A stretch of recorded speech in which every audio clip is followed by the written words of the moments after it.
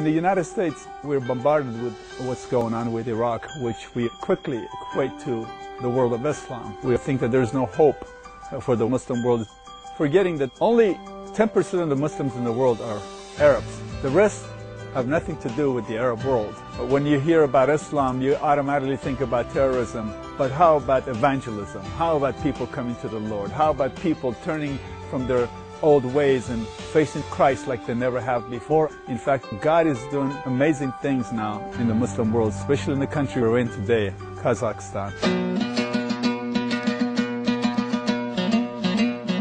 Kazakhstan is the southern part of the former USSR, bordering Russia, Mongolia, China, Kyrgyzstan, Uzbekistan, and Tajikistan. The Kazakh people are very deeply spiritual. It's something that the Soviet and the communist system could never take away from them.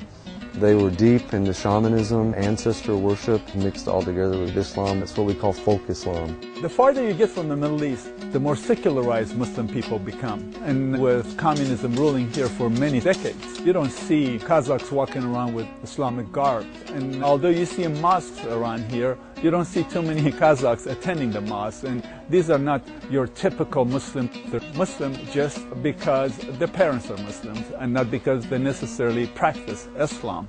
Islam is not a barrier to the gospel in this nation. Muslims in this country are coming to Christ very, very easily, of all ages. The old babushkas, the young children, the young men, the old fathers, all of them. The people here have a hunger for something that brings hope and truth into their life. Because during the Soviet period, things were forbidden. They were really not allowed to know their history. You didn't see books about the history of Kazakh peoples. And so you're seeing Kazakh Muslims finding out more of their roots. And this is new news, I'd say in the last 5 years, to Kazakhs, that they have Christianity in their background. They even now have proof that the Christianity was in Kazakhstan long before Islam came, which has created quite a sensation in this country, and it has opened up a way to evangelize and make these people realize that just because you were born a Muslim does not mean that you have to stay a Muslim for the rest of your life. And just like your ancestors, you can always turn to Christ.